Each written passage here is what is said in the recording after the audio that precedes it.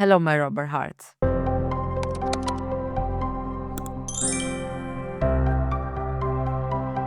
In the last episode, we studied the rotors, their geometry, their angles, their clearances. But today, we stop looking at the hardware and we start looking at what actually happens to the material while the machine is running.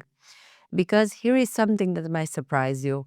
The inside of a mixer is not a uniform space. While the rotors turn, not every corner of the chamber is equal. Some regions are where the real work happens. Some regions are surprisingly passive, and some regions the material barely reaches at all. Today we are going to map this space. Let's start with the most important thing to understand.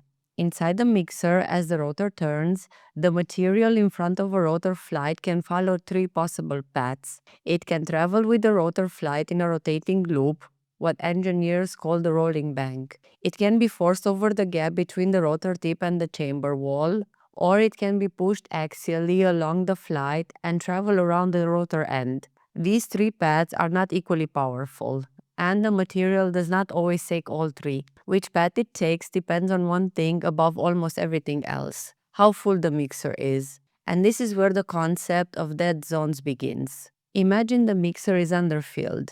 The material does not have enough volume to resist being pushed along the flight. So instead of being forced over the tip gap, that critically high shear zone, it simply escapes around the rotor ends. It drifts to the side of the chamber. It stays near the bottom. The rotors are spinning, but the material is not being worked. It is just moving, circulating without purpose, not seeing any meaningful shear, not being dispersed. This is a dead zone, and it has real consequences. When the mixer is poorly filled, ingredients dose into the chamber more or less stay at the bottom part.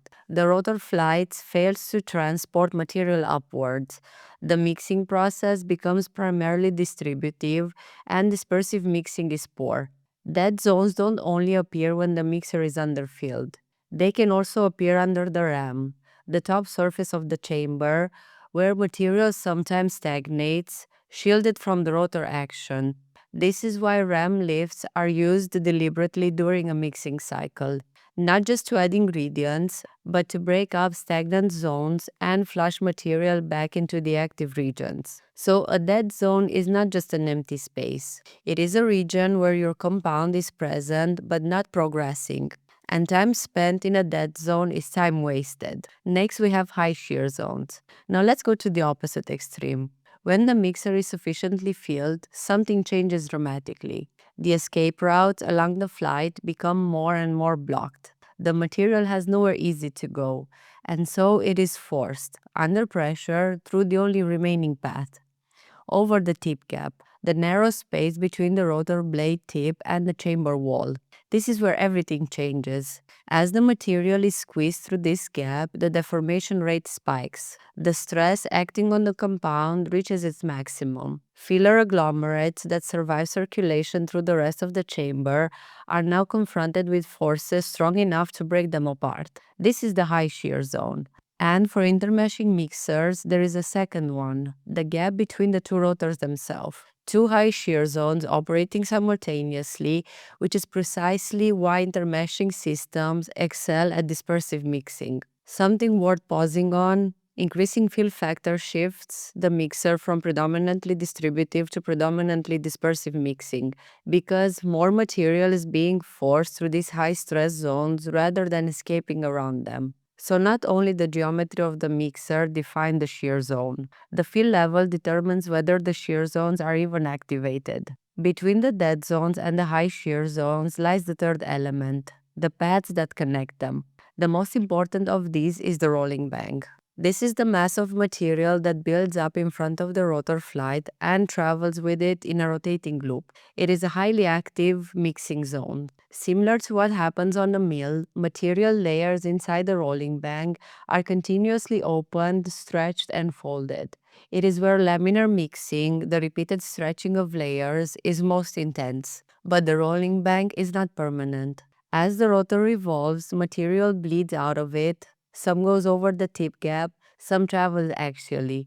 The bank shrinks during each revolution, then rebuilds as new material is swept up. This cycle, build, shear, bleed, rebuild, is the heartbeat of the mixing process. And the circulation path as a whole is what determines whether every part of the compound eventually passes through the high shear zones or whether some portions spend most of their time in the passive regions. This is why rotor design matters so deeply. Blade angles, axial transport, flight geometry. All of these are engineering decisions about how to manage these paths, how to minimize dead zones, how to maximize the number of times material encounters the high shear regions, how to keep the rolling bank alive for as long as possible. Because ultimately, what you are managing is not a machine. You are managing a landscape of invisible forces, and every design decision either improves that landscape or compromises it. And this brings us to something fundamental. Because we have been talking about where these forces act, the zones, the paths, the gaps. But we have not yet asked a deeper question: what kind of force? And what does it actually do to the material? That question takes us out of the world of geometry and into the world of physics. This episode closes the first part of Rubber Mixing 101. We started with the machine, we moved to the rotors, we explored geometry, clearances, and the hidden geography of the chamber. Now it's time to go deeper. In the part 2, the physics of mixing and the invisible forces, we open with the question that sits at the heart of everything we have discussed. What is mixing really? Not what the machine does, but what physically happens to the material at the level of particles, agglomerates, and polymer chains. Distributive mixing and dispersive mixings. Until then, stay elastic and stay curious.